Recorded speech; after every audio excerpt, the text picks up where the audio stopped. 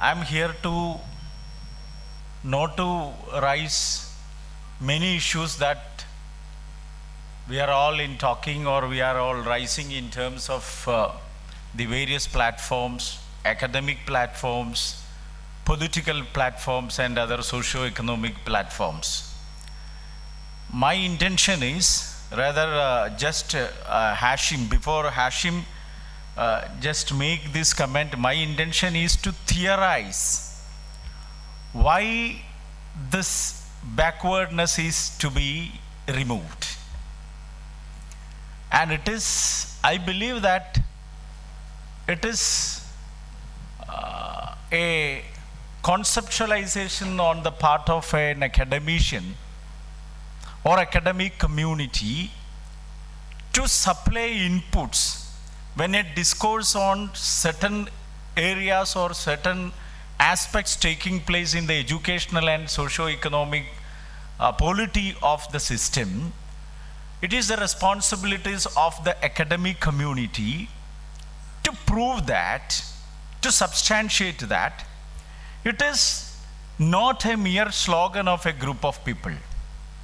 It is not the slogan of a group of people belongs to a particular sect or belongs to a particular territory or belongs to a particular region, rather than to establish that if we are conceiving and consuming and conceptualizing education in terms of the overall development of the entire humanity, such kinds of exclusive practices to be overcome at any cost.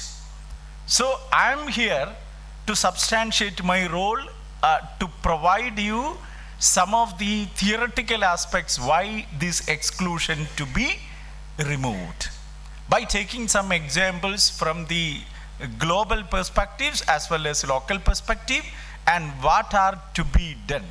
So some of you are looking on me as if see a person elevated and it came from directly came from center to this is my Atma Mater, University of Calicut, where I had my beautiful years of my youth period in terms of my post-graduation in education along with my beloved friend Dr. Salim. And after that I spent here for my PhD program, and as a student of nearby school, the first visit to my campus, to Calicut University of campus, is to the model government model school, campus school, for participating, representing the school science exhibition team and also.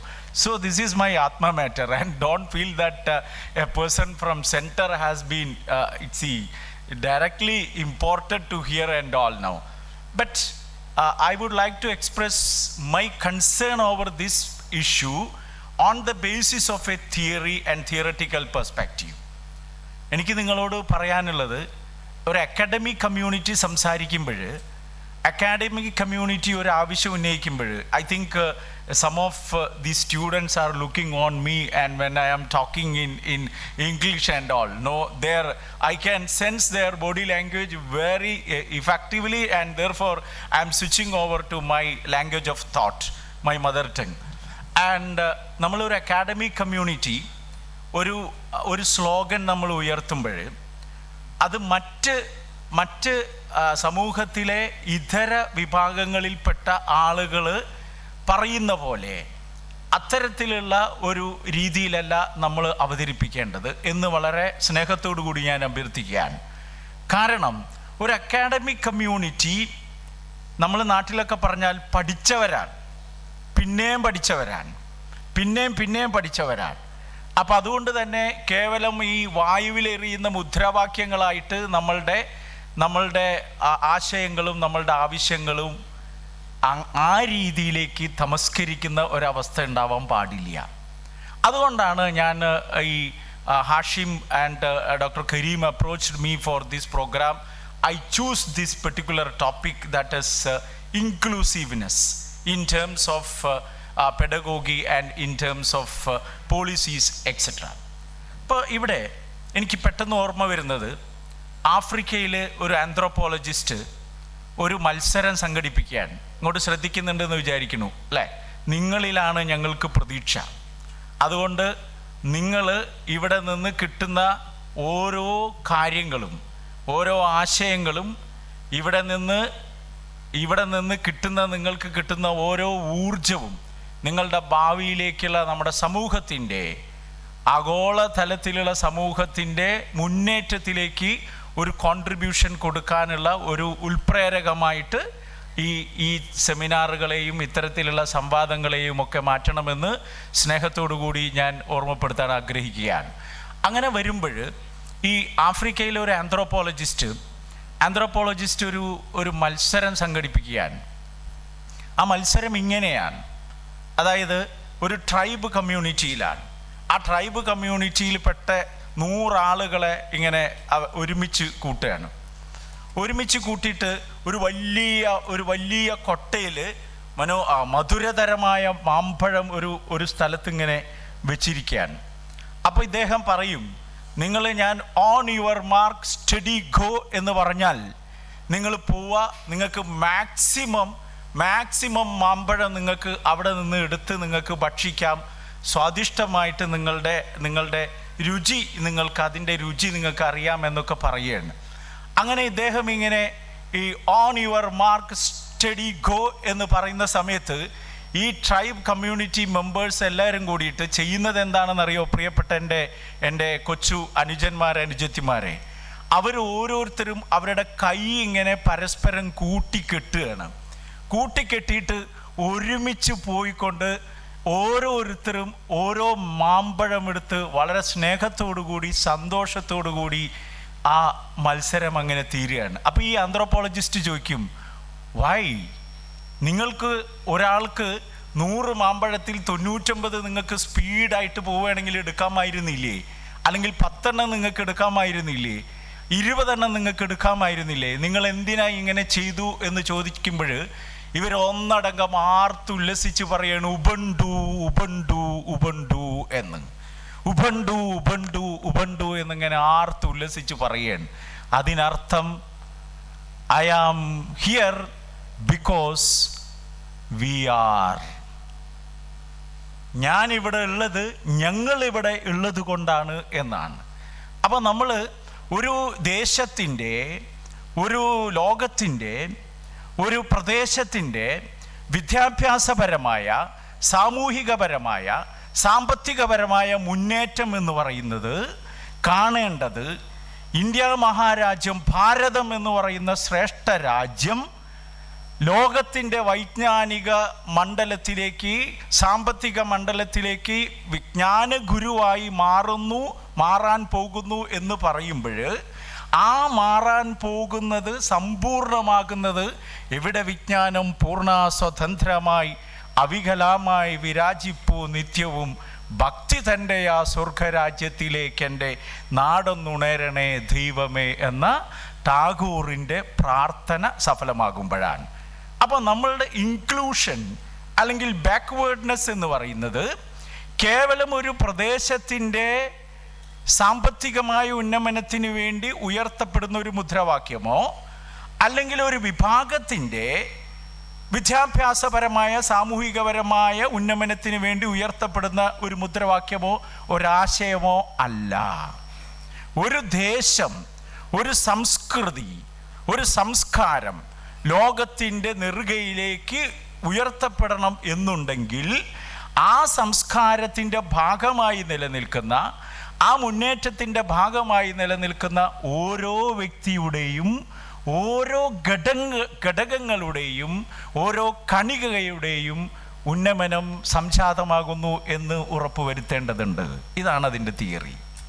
അല്ലാതെ ഇത് കേവലം Malabar education movement എന്ന് പറയുന്ന ഒരാശയം നമ്മുടെ doctor Nasar സാറിന് തോന്നിയത് കൊണ്ടോ അല്ലെങ്കിൽ അഷ്റഫ് സാറിന് തോന്നിയത് കൊണ്ടോ ഉണ്ടാകുന്ന അന്തരീക്ഷത്തിൽ മുഴക്കപ്പെടുന്ന ഒരു തരത്തിലുള്ള ചില ശബ്ദങ്ങളുടെ, ഒച്ചകളുടെ പ്രതിഫലനങ്ങൾ മാത്രമല്ല എന്ന് ആമുഖമായി സൂചിപ്പിക്കാൻ ഞാൻ ആഗ്രഹിക്കുകയാണ്.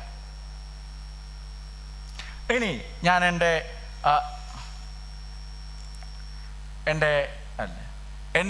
ഏൽപ്പിച്ചിട്ടുള്ളത് inclusive curriculum design, inclusiveness in curriculum design and pedagogy. Curriculum എന്ന് പറയുന്നത് ഒരു രാഷ്ട്രത്തിൻ്റെ ഭരണഘടനയ്ക്ക് തുല്യമായിട്ടുള്ള പദവി നിലനിൽക്കുന്ന അത്തരത്തിലുള്ള ശ്രേഷ്ഠമായിട്ടുള്ള ഒരു സംജ്ഞയാണ് അല്ലെങ്കിൽ സങ്കല്പനമാണ്. This a conceptualisation that is having equivalent stature and structure in comparison to the constitution of the country.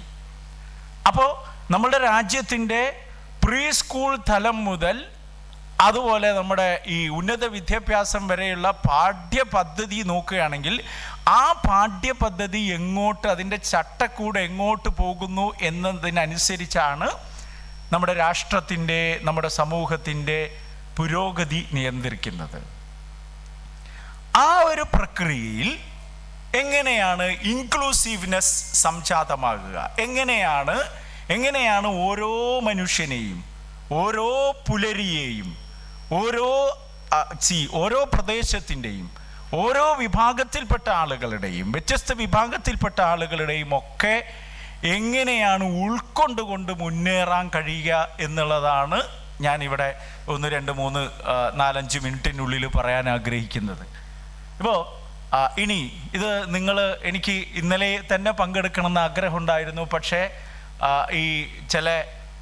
ഈ ഗോവ യൂണിവേഴ്സിറ്റിയിലെ ഒരു പ്രോഗ്രാം കാരണം ഇന്നലെ എത്തിപ്പെടുമെന്ന് ഡൗട്ടായതുകൊണ്ട്, സംശയമായതുകൊണ്ടാണ് ഞാനത് ഇന്നത്തേക്ക് സൗകര്യപൂർവ്വം കരീം സാറിനോട് പറഞ്ഞത്.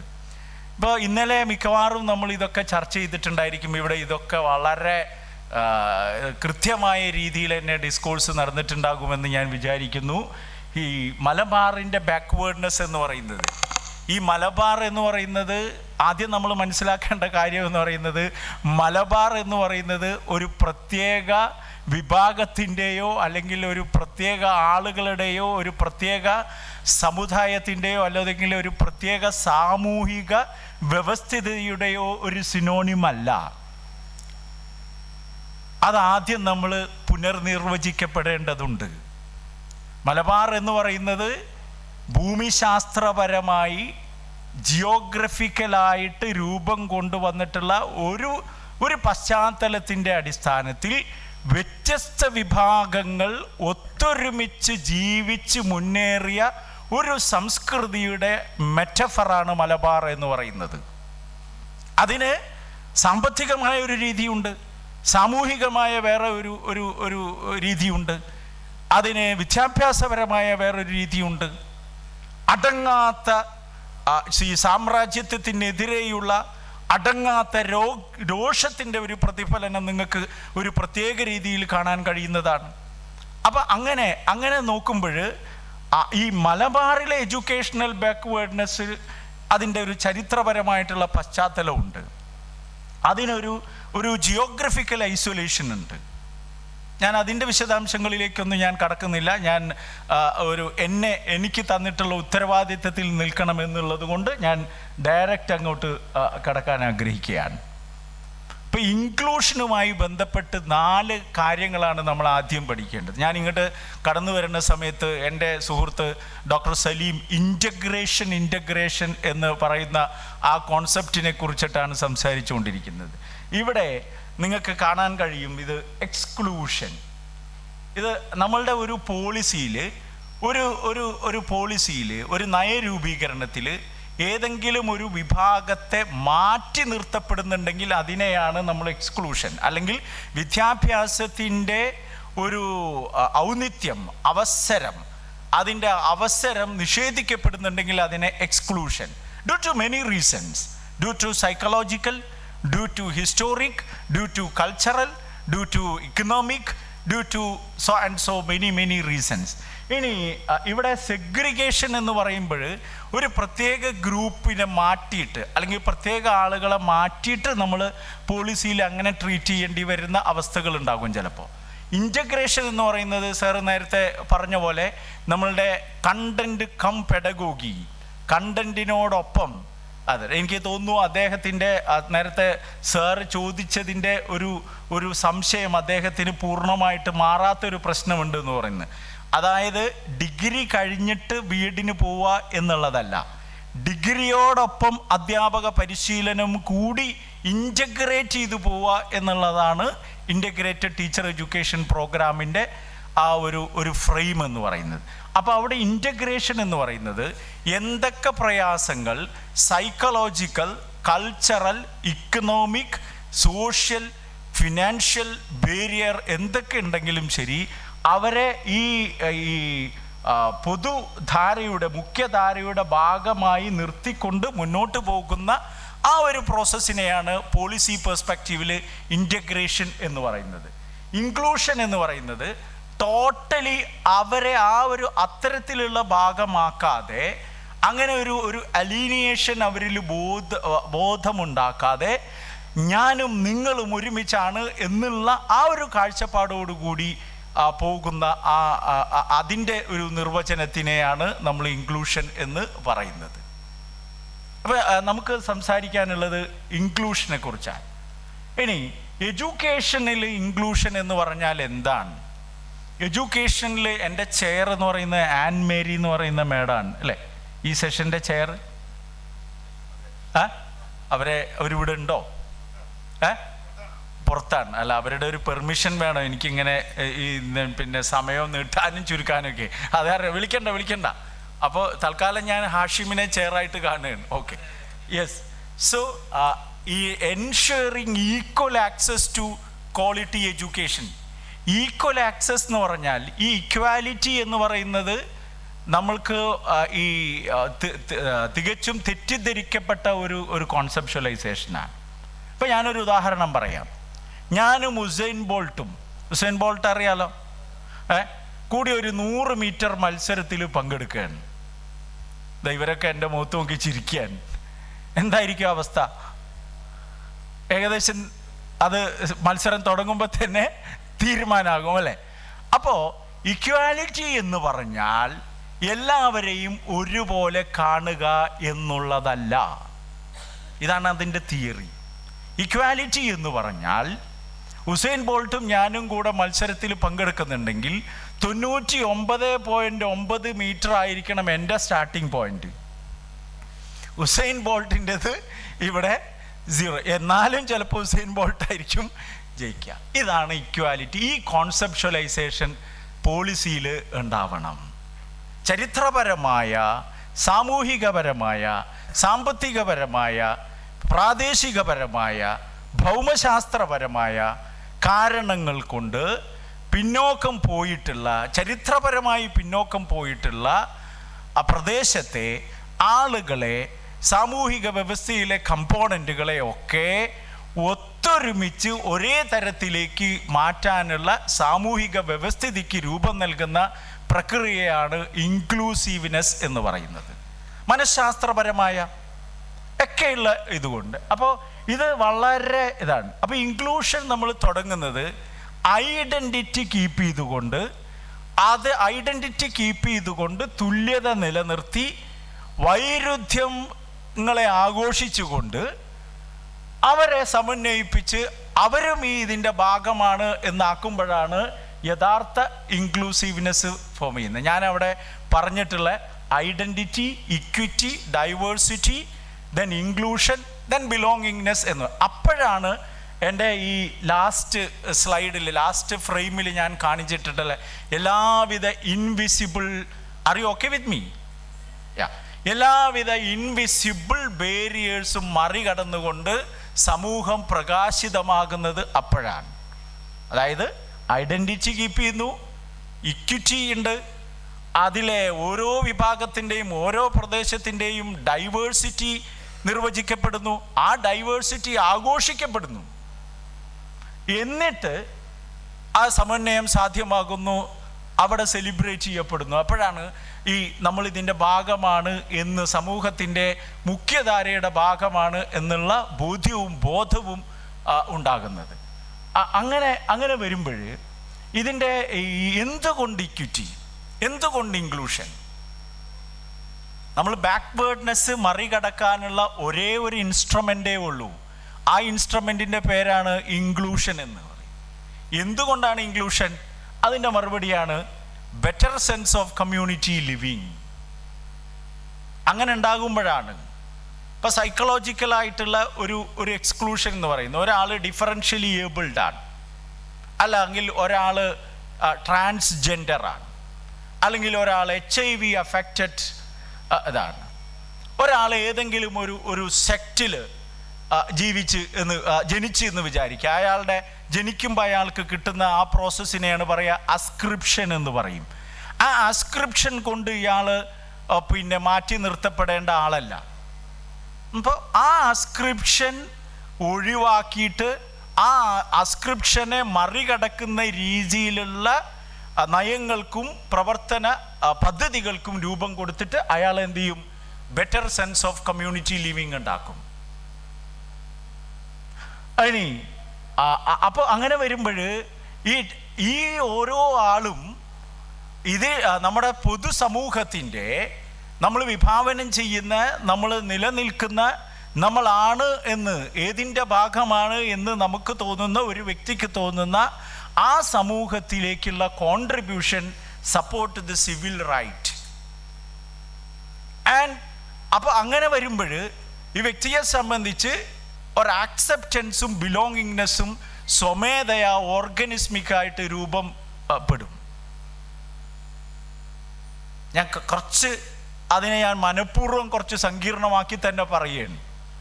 അത് എൻ്റെ ഉദ്ദേശം എന്ന് പറയുന്നത്, ഇത് ഇവിടെ +2 ഇല്ല അതുകൊണ്ട് +2 ഉണ്ടാക്കണം എന്ന് പറയുന്ന ഒരു ഡിമാൻഡല്ല ഈ പിന്നെ ബാക്ക്വേർഡ്നെസ് റിമൂവൽ എന്ന് പറയുന്നത്. അത് വിദ്യാഭ്യാസത്തിൻ്റെ, സാമൂഹിക മുന്നേറ്റത്തിൻ്റെ, സാമൂഹിക സമന്വയത്തിൻ്റെ ഒരു ചൂണ്ടുപലകയാണ്. ഒരു സിവിലൈസ്ഡ് കമ്മ്യൂണിറ്റിയുടെ ഒരു ഇൻഡെക്സാണ്. ഒരാളും തന്നെ മാറി നിൽക്കുന്ന ഒരവസ്ഥ ഉണ്ട്. അത് മേ ബി തോമസ് മൂറിൻ്റെ ഒരു ഉട്ടോപ്യ എന്ന് പറയുന്ന ഒരു സങ്കല്പമുണ്ട്. ഉട്ടോപ്യ എന്ന് പറയുന്ന ഒരു സങ്കല്പം എല്ലാവർക്കും, നമ്മളുടെ മഹാബലിയുടെ എന്താണ്, മാവേലി നാടു വാണിടും കാലം മനുഷ്യരെല്ലാവരും ഒന്നുപോലെ എന്ന് പറയുന്ന ആ ഒരു ഇൻക്ലൂസീവ്നെസ് ആണ്. മനസ്സിലാവുന്നുണ്ടോ? ഇനി അതിലേക്ക് special needs, cultural differences, socio economic status, gender, age, ഇതിനൊക്കെ പരിഗണിച്ചു കൊണ്ടുള്ള തരത്തിൽ എഡ്യൂക്കേഷനെ രൂപപ്പെടുത്തുമ്പോഴാണ് ഓൾ ലെവൽ. എൻ്റെ സ്ലൈഡ്സൊക്കെ സെൽഫ് എക്സ്പ്ലനേറ്ററിയാണ്, ഞാൻ അധികം വർത്തമാനം പറയേണ്ട ഒരു ആവശ്യം ഉണ്ടാവില്ല. ഈ പ്രീ സ്കൂൾ എഡ്യൂക്കേഷൻ തുടങ്ങി compulsory elementary education, vocational education, higher എഡ്യൂക്കേഷനിലേക്കൊക്കെ ഈ പറയുന്ന 5 ഫാക്ടേഴ്സിനെയും, ഈ 5 ഫാക്ടേഴ്സിൽ നമ്മൾ പറയുന്ന എല്ലാ ബാക്ക്വേർഡ്നെസ്സും അതിൽ അടങ്ങിയിട്ടുണ്ട്. അതായത് special needs, psychological, then cultural differences, then socio economic status, അതുപോലെ ജെൻഡർ, അതുപോലെ ഏജ് ഗ്രൂപ്പ്. ഇങ്ങനെ ഇപ്പോൾ ഉദാഹരണത്തിന് ഒരു ഇൻക്ലൂസീവ് എഡ്യൂക്കേഷൻ പോളിസി എന്ന് പറഞ്ഞാൽ പല കാരണങ്ങൾ കൊണ്ട് പിന്നെ ഇപ്പോൾ ഉദാഹരണം ഞാൻ എൻ്റെ ഉമ്മയെ ഞാൻ പറയുകയാണ്. 1960s SSLC പാസ്സായതാണ്. അന്നൊക്കെ SSLC പാസ്സാവുക എന്ന് പറഞ്ഞാൽ ആനപ്പുറത്ത് കൊണ്ട് നടക്കും. ഇന്ന് നിങ്ങൾ ഫുൾ A+ കിട്ടിയാലും ചോദിക്കും അതിപ്പോൾ എല്ലാവർക്കും കിട്ടുന്നുണ്ടല്ലോ എന്ന് പറയും. അന്നത്തെ ഒരു കാലതാണ്. ഇവിടെ ഒക്കെ ഇരിക്കുന്ന പിന്നെ കാരണവന്മാരൊക്കെ ഉണ്ട്. പക്ഷേ ചരിത്രപരമായ ചില പിന്നെ അന്നൊക്കെ നിലനിന്നിരുന്ന ചില പ്രയാസങ്ങൾ കൊണ്ട് അവർക്ക് പിന്നെ കണ്ടിന്യൂ ചെയ്യാൻ പറ്റിയില്ല ഹയർ എഡ്യൂക്കേഷൻ. മാരേജ് എന്ന് പറയുന്ന സോഷ്യൽ ഇൻസ്റ്റിറ്റ്യൂഷൻ്റെ ഇടപെടലും കാരണങ്ങളൊക്കെ കൊണ്ട്. അപ്പോൾ അങ്ങനെ വരുന്ന പിന്നീട് നമ്മൾ ഒരു വിദ്യാഭ്യാസത്തിൻ്റെ പിന്നെ നയരൂപീകരണ വാതിലുകൾ തുറക്കുമ്പോൾ അത്തരത്തിലുള്ള ആളുകളെയൊക്കെ ഇൻകോർപ്പറേറ്റ് ചെയ്യാൻ പറ്റുന്ന പോളിസി ആയിരിക്കണം വരേണ്ടത്. കൾച്ചറൽ ഡിഫറൻസസ് അത് ഇൻകോർപ്പറേറ്റ് ചെയ്യാൻ പറ്റണം. ഇങ്ങനെ ഒരു ഇൻക്ലൂസീവ് പ്രാക്ടീസ് ആദ്യം തന്നെ നമ്മൾ മനസ്സിലാക്കേണ്ടത്, ഞാൻ സംസാരിക്കേണ്ടത് പോളിസിയിലും പെഡഗോജിയിലും നിന്നിട്ടാണ്. അപ്പോൾ അതുകൊണ്ട് തന്നെ അവിടെ ഒരു എംഫസൈസ് ഉണ്ടാകും. ഏതൊരു കരിക്കുലം ട്രാൻസാക്ഷനും സ്റ്റുഡൻറ് ഡൈവേഴ്സിറ്റിയെ റെക്കഗ്നൈസ് ചെയ്യപ്പെടണം.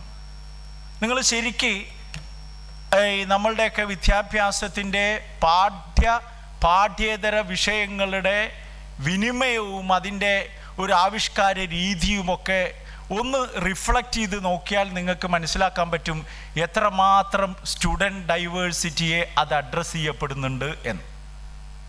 ഇപ്പം സാധാരണ മുമ്പൊക്കെ ആണെങ്കിൽ ഒരു ബാക്ക് ബെഞ്ചിൽ, ഒരു ക്ലാസ്സിൻ്റെ ബാക്ക് ബെഞ്ചിൽ ഒരു 5 ആൾക്കാരുണ്ടാകും. ഈ ക്ലാസ്സിലെ ബാക്ക് ബെഞ്ചിലുള്ള 5 ആൾക്കാരെ ക്ലാസ്സിൻ്റെ ഒരു ഈ ഇൻക്ലൂസീവ്നെസ്സിൽ നിന്ന് അവരെ എക്സ്ക്ലൂഡ് ചെയ്തിട്ടുള്ള ഒരു ട്രീറ്റ്മെൻറ്റാണ് പലപ്പോഴും ഉണ്ടാവാറ്. ഇന്നതൊക്കെ മാറിയിട്ടുണ്ട്. ഇന്ന് ബാക്ക് ബെഞ്ചിലിരിക്കുന്നവരാണ് റംസാൻ സാറിനൊക്കെ സ്കൂളിങ്ങിൻ്റെ ഒരു ടൈമിൽ നമുക്ക് കാണാവുന്നതാണ്. അത് കൃത്യമായിട്ട് പലതരത്തിലുള്ള മൈൻഡ് സെറ്റ് കൊണ്ട്, അറിഞ്ഞോ അറിയാതെയോ, organismic or not, I don't want to make such comments, പക്ഷേ ഇത്തരത്തിലുള്ള ഒരു സ്റ്റുഡൻറ് ഡൈവേഴ്സിറ്റിയെ അഡ്രസ്സ് ചെയ്യപ്പെടുന്നില്ല. ദെൻ ഇത് provide accessible and usable learning resources and environments.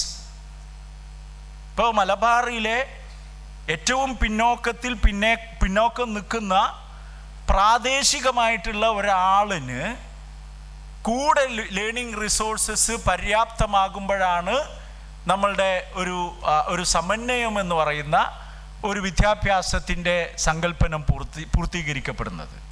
അതാണ് ഈ provide accessible and usable learning resources environment. പ്രത്യേകിച്ചും ടെക്നോളജിയുടെ ഒരു വല്ലാത്ത ഒരു വിസ്ഫോടനം നടക്കുന്ന ഒരു കാലഘട്ടത്തിൽ നമ്മുടെ രാജ്യത്തിൻ്റെ ഡിജിറ്റൽ ഡിവൈഡ് എങ്ങനെ ഒരു പ്രാദേശികമായി ഏറ്റവും എത്തിപ്പെടാനാവാത്ത പ്രദേശത്ത് ഉള്ള ഒരു വ്യക്തിയെ സംബന്ധിച്ച് എങ്ങനെ അത് അഫക്റ്റ് ചെയ്യപ്പെടുന്നു എന്ന് കണക്കാക്കിയിട്ട് വേണം ഈ പോളിസി ഫോർമുലേഷൻ നടത്തേണ്ടത്. Design flexible learning experience. പഠനാനുഭവങ്ങളെ ഇവിടെ ടീച്ചേഴ്സ് ഉണ്ട്, ടീച്ചറാവാൻ പോകുന്നവരുണ്ട് എന്നൊക്കെ ഞാൻ മനസ്സിലാക്കുന്നു. പഠനാനുഭവങ്ങളെ വളരെ ഫ്ലെക്സിബിളായിട്ട് രൂപീകരിക്കാൻ നമുക്ക് കഴിയണം. അപ്പോഴാണ് ഈ വിദ്യാഭ്യാസത്തിൻ്റെ ഔചിത്യവും വിദ്യാഭ്യാസത്തിൻ്റെ ആവശ്യകതയും ഒരു പഠിതാവിന് കൃത്യമായ ഒരു ബോധ്യമുണ്ടാവുകയും ആ ബോധ്യമുണ്ടാകുന്നത് വഴി അവൻ്റെ ഉയർച്ചയ്ക്ക് വിദ്യാഭ്യാസം ഒരു ഉപകരണമായി അവൻ രൂപപ്പെടുത്തുകയും ചെയ്യാം. അല്ലാതെ വരുമ്പോഴാണ് കുറേ ആളുകൾ ഇങ്ങനെ പഠിച്ച് മുന്നോട്ട് പോകും.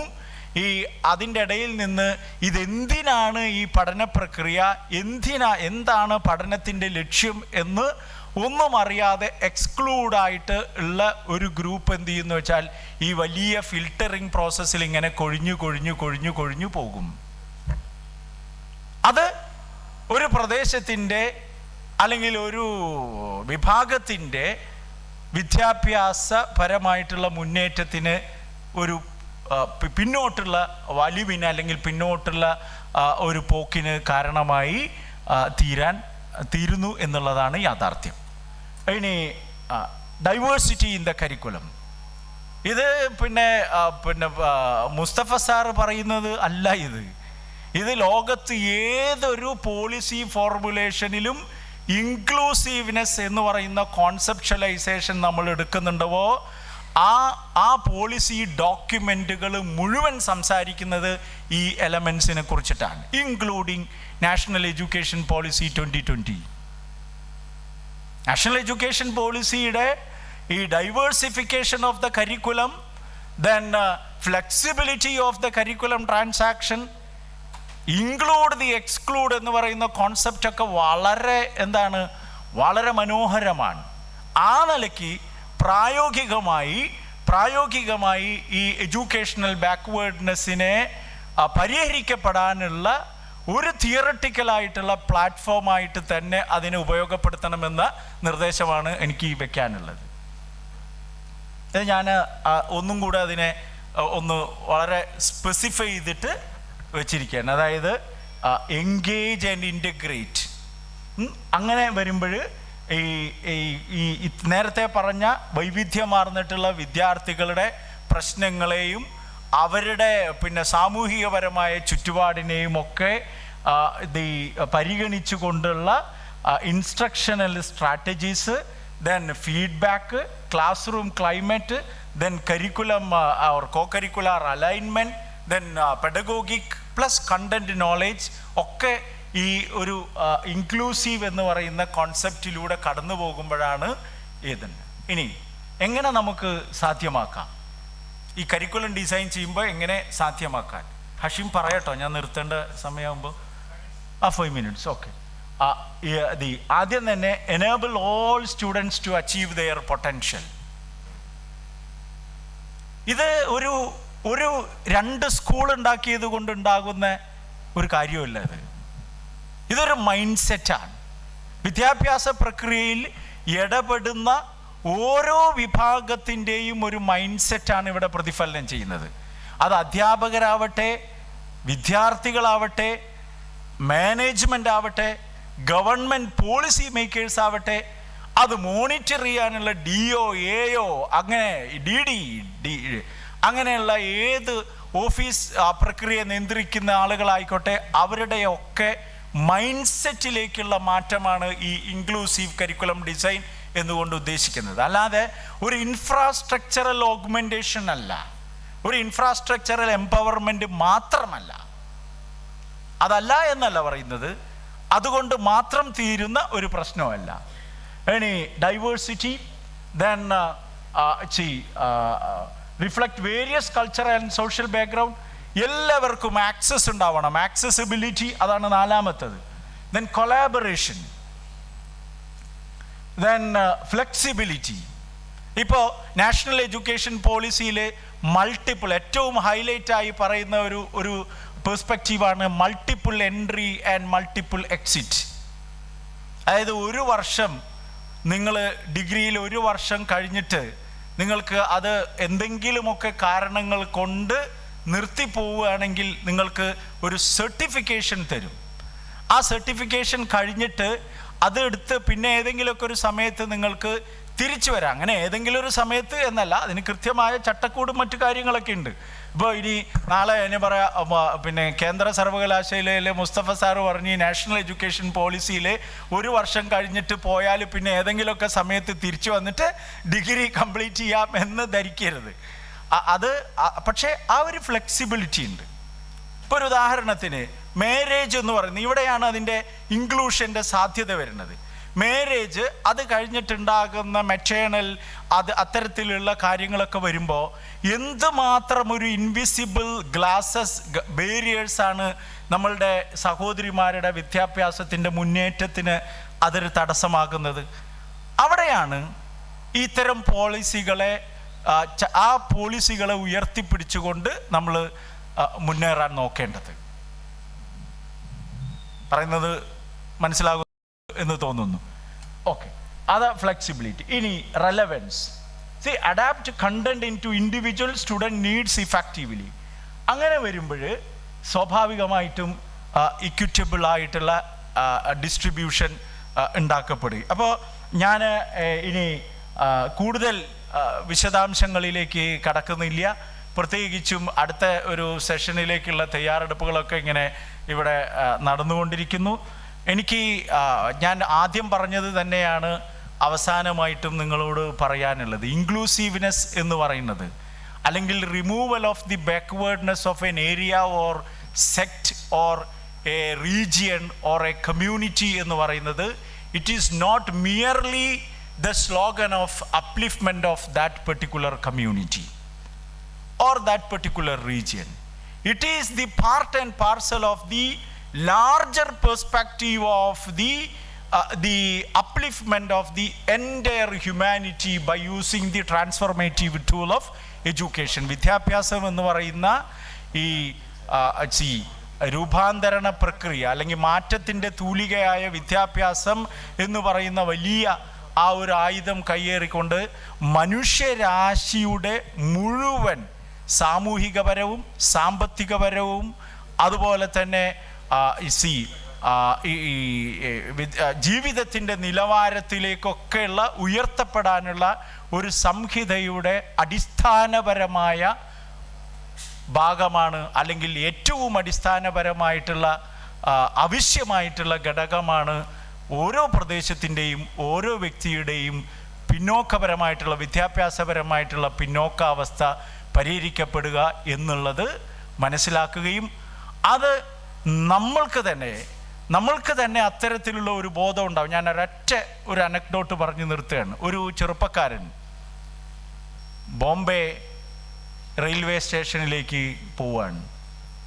അപ്പോൾ ബോംബെ റെയിൽവേ സ്റ്റേഷനിലേക്ക് ആ ചെറുപ്പക്കാരൻ പോകുന്ന സമയത്ത് ഒരു കോട്ടിട്ടിട്ടാണ് ചെല്ലുന്നത്.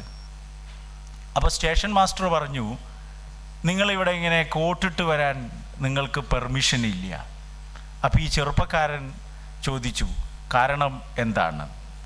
കാരണം ഇതാണ് പറഞ്ഞത്, നിങ്ങൾ ഒരു കീഴ്ജാതിയിൽപ്പെട്ട ജനിച്ച ആളാണ്. അവിടെ നിന്ന് അങ്ങോട്ട് ഈ ചെറുപ്പക്കാരൻ തൻ്റെ ജീവിതം കോട്ടിടാൻ വേണ്ടിയിട്ടുള്ള സഹനപരമായിട്ടുള്ള ഒരു സ്ട്രഗിളിലേക്കാണ് തൻ്റെ ജീവിതത്തെ മാറ്റിമറിക്കുന്നത്. ആ മഹാനാണ് അദ്ദേഹം. ഈ ചെറുപ്പക്കാരനാണ് പിന്നീട് ഇന്ത്യൻ ഭരണഘടന ശില്പിയായ ഭീമറാവ് റാംജി അംബേദ്കർ എന്ന് പറയുന്ന മഹാമനീഷിയായിട്ട് മാറിയത്. അപ്പോൾ ഈ ബാക്ക്വേർഡ്നെസ് എന്ന് പറയുന്നത്, അല്ലെങ്കിൽ ഈ ബാക്ക്വേർഡ്നെസ് അല്ലെങ്കിൽ എക്സ്ക്ലൂഷൻ എന്ന് പറയുന്നത്, അത് മറികടക്കപ്പെടേണ്ടതാണ്. ഇൻവിസിബിളായിട്ടുള്ള എല്ലാവിധ ബാരിയേഴ്സും നമ്മൾ സ്വയം വിചാരിച്ച് തകർക്കപ്പെടേണ്ടതാണ് എന്നുള്ള ഒരു മനക്കരുത്ത് ഇവിടെ കൂടിയിട്ടുള്ള പ്രത്യേകിച്ചും എൻ്റെ സഹോദരിമാർക്ക് ഉണ്ടാവട്ടെ എന്ന് സ്നേഹത്തോടുകൂടി അഭ്യർത്ഥിച്ചുകൊണ്ട് തൽക്കാലം ഞാൻ നിർത്തുന്നു. Jai Hind. Thank you sir. നമുക്ക് ടൈമിൻ്റെ വളരെ ഷോർട്ടേജ് ഉണ്ട്, സെഷൻ ഉണ്ട്. എന്നാൽ നിങ്ങൾക്ക് എല്ലാവർക്കും വേണ്ടി ഞാനൊരു ക്വസ്റ്റ്യൻ ചോദിക്കാം. പിന്നെ ഇത് ആദ്യം നമ്മൾ മനസ്സിലാക്കേണ്ടതെന്ന് പറഞ്ഞാൽ ഇതൊരു പൈലറ്റ് പ്രോജക്റ്റാണ്. ഇതൊരു ഫുൾ സ്റ്റോപ്പ് അല്ല. ആദ്യത്തെ ഘട്ടത്തിൽ എൻ്റെ ഓർമ്മ ശരിയാണെങ്കിൽ 48 ഇൻസ്റ്റിറ്റ്യൂഷനിലാണ് കൊടുത്തത്. രണ്ടാമത്തെ ഘട്ടത്തിൽ ഇപ്പോൾ വീണ്ടും 29 ഇൻസ്റ്റിറ്റ്യൂഷനെയും കൂടെ കൊടുത്തു. അടുത്ത ടയറിലേക്ക് പോകുമ്പോൾ വീണ്ടും അപ്ലിക്കേഷൻ കോൾ ഫോർ ചെയ്തു. അപ്പോൾ എവിടെയാണോ ഇതിന് ഉദ്ദേശം എന്ന് പറയുന്നത്, നമ്മളുടെ കണ്ടന്റ് പാർട്ടും ഡിഗ്രിയും, അതായത് ഐറ്റപ്പ് എന്ന് പറയുന്നത് ഡിഗ്രി മെച്ചപ്പെടുത്താൻ വേണ്ടി ഉണ്ടാക്കിയിട്ടുള്ള ഒരു പോളിസി അല്ല. അത് ആദ്യം നമ്മൾ മനസ്സിലാക്കണം. ഐറ്റപ്പ് ഇൻ്റഗ്രേറ്റഡ് ടീച്ചർ എഡ്യൂക്കേഷൻ പ്രോഗ്രാം എന്ന് പറയുന്നത് കാലങ്ങളായി നമ്മളുടെ നേരത്തെ റിട്ടയർ ചെയ്ത മലയാളം സാറ് സൂചിപ്പിച്ച പോലെ അധ്യാപക പരിശീലനത്തിൽ നിന്ന് പുറത്തു വരുന്ന അധ്യാപകർക്ക് വേണ്ടത്ര ക്വാളിറ്റി ഇല്ല എന്നുള്ള മുറവിളി രാജ്യത്താകമാനം വന്നിട്ട് ആ അധ്യാപക പരിശീലനം അധ്യാപകരാവാൻ പോകുന്നവരെ വാർത്തെടുക്കേണ്ട പ്രക്രിയ എൻറിച്ച് ചെയ്യാൻ വേണ്ടിയിട്ട് രൂപം കൊടുത്തിട്ടുള്ള ഒരു പോളിസിയാണ് എന്ത്? Integrated teacher education programme. National education പോളിസിയുടെ ഏറ്റവും പ്രധാനപ്പെട്ട ഇംപ്ലിമെൻ്റ് ചെയ്യപ്പെട്ട ചില പോളിസികളിൽ, ഉദാഹരണത്തിന് മൂക്ക്, ഉദാഹരണത്തിന് ABC, എനിക്ക് ആ പോളിസി പെർസ്പെക്റ്റീവിൽ സംസാരിക്കായിരുന്നു എന്ന് തോന്നുന്നു എനിക്ക്. പിന്നെ മൂക്ക്, അതുപോലെ ABC accreditation, NRIF ranking, national research fund, ഇതിനേക്കാളൊക്കെ ഉപരിയായിട്ട് ഇംപ്ലിമെൻ്റ് ചെയ്യപ്പെട്ട ഒരു പോളിസിയാണ് ഈ ഇൻ്റഗ്രേറ്റഡ് ടീച്ചർ എഡ്യൂക്കേഷൻ പ്രോഗ്രാം എന്ന് പറയുന്നത്. ആദ്യത്തെ ഘട്ടത്തിൽ സെൻട്രൽ ഇൻസ്റ്റിറ്റ്യൂഷൻസിന് മാത്രമേ കൊടുത്തിരുന്നുള്ളൂ. രണ്ടാമത്തെ ഘട്ടത്തിൽ സെൻട്രൽ പ്ലസ് സ്റ്റേറ്റ് ഇൻസ്റ്റിറ്റ്യൂഷനിലേക്ക് കടന്നിട്ടുണ്ട്. ആദ്യത്തെ ഘട്ടത്തിൽ ഈ കോ എഡ്യൂക്കേഷൻ കമ്പോസിറ്റ് ആയിട്ടുള്ള മിക്സ്ഡ്, അതായത് മൾട്ടിപ്പിൾ ഡീലിംഗ് ഇൻസ്റ്റിറ്റ്യൂഷൻസിന് മാത്രം. അതായത് എന്തുകൊണ്ടെന്നാൽ ആഷിം സാർ, എന്തുകൊണ്ടെന്നാൽ ഡിഗ്രിയും നേരത്തെ പറഞ്ഞ പോലെ ഒരു ടീച്ചർ എഡ്യൂക്കേഷൻ പ്രോഗ്രാമിൽ കണ്ടന്റ് പഠിപ്പിക്കാൻ മാസ്റ്റർ ഓഫ് എഡ്യൂക്കേഷൻ ആവശ്യമില്ല. ആ ഒരു തിരുത്ത് ഞാനിവിടെ നൽകാൻ ആഗ്രഹിക്കുകയാണ്. അവിടെ ഒരു മാസ്റ്റർ ഡിഗ്രിയും BEd മാത്രം മതി. അതാണ് അതിൻ്റെ എലിജിബിലിറ്റി എന്ന് പറയുന്നത്. അപ്പോൾ ഈ കണ്ടന്റ് എൻറിച്ച്ഡ് ആവാതെ പോവരുത്, ടീച്ചർ എഡ്യൂക്കേഷൻ ഇൻസ്റ്റിറ്റ്യൂഷനിൽ മാത്രം കൊടുത്താൽ എന്നുള്ള പോസിറ്റീവായിട്ടുള്ള ഒരു എൻവിഷനിങ് കൊണ്ടാണ് അത്തരത്തിലേക്കുള്ള ഒരു നയത്തിലേക്ക് കടന്നിട്ടുള്ളത്. ഉദാഹരണത്തിന് ഒരു BEd കോളേജ് മാത്രം, എൻ്റെ ഓർമ്മ ശരിയാണെങ്കിൽ, ഇത് റെക്കോർഡ് ചെയ്യപ്പെടുന്നുണ്ട്, എൻ്റെ ഓർമ്മ ശരിയാണെങ്കിൽ ഈ നമ്മളുടെ വെബ്സൈറ്റിൽ, NCTയുടെ വെബ്സൈറ്റിൽ മജ്ലിസ് കോളേജ് ഇൻ ക്യൂ ആണ് ഇൻ്റഗ്രേറ്റഡ് ടീച്ചർ എഡ്യൂക്കേഷൻ പ്രോഗ്രാമിന് വേണ്ടിയിട്ട്. അപ്പോൾ എന്തുകൊണ്ടെന്ന് വെച്ചാൽ അവിടെ കണ്ടന്റ് കരിക്കുലർ ഡിസ്പോസിഷൻ നടത്തുന്ന പ്രോഗ്രാമുകളുമുണ്ട്, ടീച്ചർ എഡ്യൂക്കേഷൻ കോളേജും ഉണ്ട്. ഇങ്ങനെ വരുന്ന പിന്നെ ആ കണ്ടന്റ് ഇല്ലായ്മ, ഇറങ്ങുന്ന ടീച്ചേഴ്സിന് കണ്ടന്റ് ഇല്ലായ്മ എന്ന് പറയുന്നത് ഒഴിവാക്കാൻ വേണ്ടിയിട്ടാണ്, അത്തരത്തിലുള്ള ഒരു ഉദ്ദേശത്തോടു കൂടിയിട്ടാണ് NCT ആ രീതിയിലേക്ക് കടന്നിട്ടുള്ളത്. തീർച്ചയായിട്ടും ഇതൊരു പൈലറ്റ് പ്രോഗ്രാമാണ്. NCT ഡിസ്കോഴ്സസ് നടക്കുന്നു. നമ്മളുടെ ഈ സ്റ്റാൻഡ് അലോൺ ഇൻസ്റ്റിറ്റ്യൂഷൻസിൻ്റെ പ്രശ്നങ്ങൾ, മറ്റു കാര്യങ്ങളൊക്കെ വളരെ വിത്ത് ഡാറ്റ അവിടെ പിന്നെ ഉയർത്തപ്പെടേണ്ടതുണ്ട്. അത് ഉയർത്തപ്പെട്ട് തീർച്ചയായിട്ടും അത് വീണ്ടും അതിൻ്റെ റിവിഷൻ വരും, റിവൈസ്ഡ് പോളിസീസ് വരും. ആ റിവൈസ്ഡ് പോളിസീസ് വരുമ്പോൾ ഇത്തരം അപ്രഹെൻഷൻസ് ഒക്കെ അഡ്രസ് ചെയ്യപ്പെടും എന്നുള്ളതാണ് എനിക്ക് സൂചിപ്പിക്കാനുള്ളത്. ഞങ്ങൾ പ്രത്യാശിക്കുന്നു സാർ. Thank you.